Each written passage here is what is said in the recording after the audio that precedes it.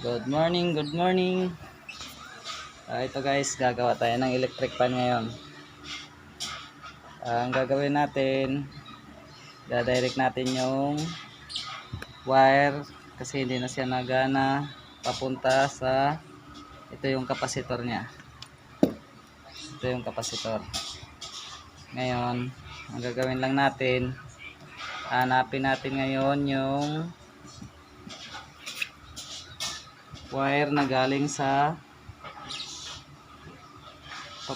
saksakan. Yun, titingnan natin siya kung saan siya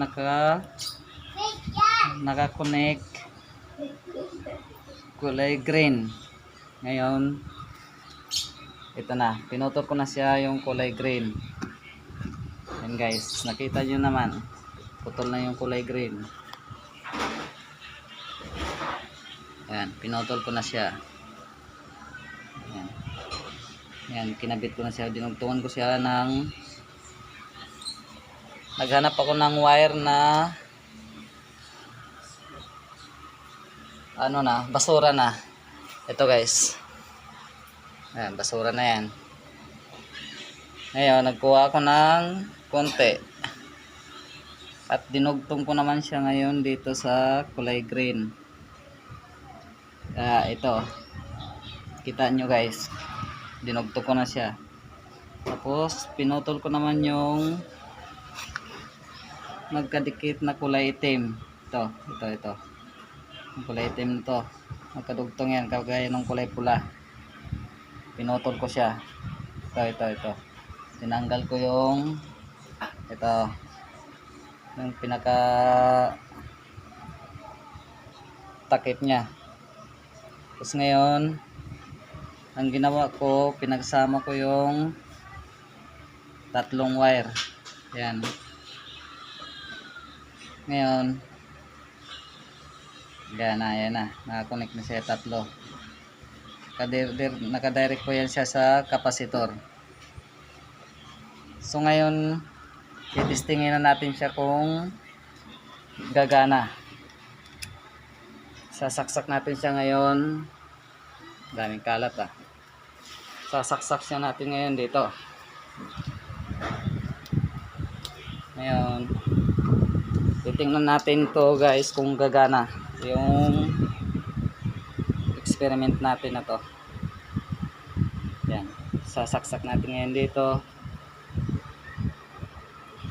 Tapos ngayon, pipindutin natin yung ayan na guys, number 1 gumana. Ayan, naikot na guys lakas ng ikot. Number 2 okay mas mabilis siya. Ganun lang ang gagawin natin guys pag may mga sira tayong electric fan.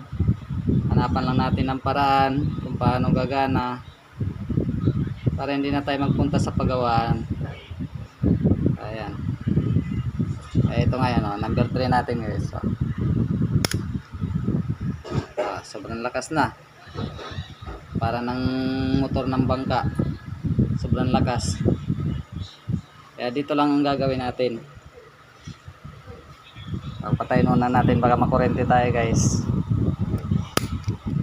Ayan. Stop na siya. Kaya ganyan lang.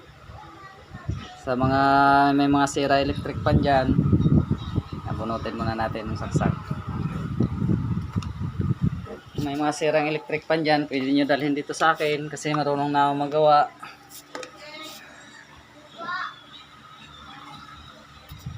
Ang kulang na lang natin ito ngayon ay ang panghinang. Kaso ang problema, wala tayong gamit, walang panghinang. Electric na lang ang gagamitin natin.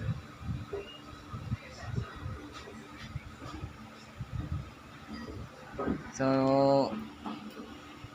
hanggang dito na lang guys kasi dinadapuan na tayo ng langaw. Maraming salamat.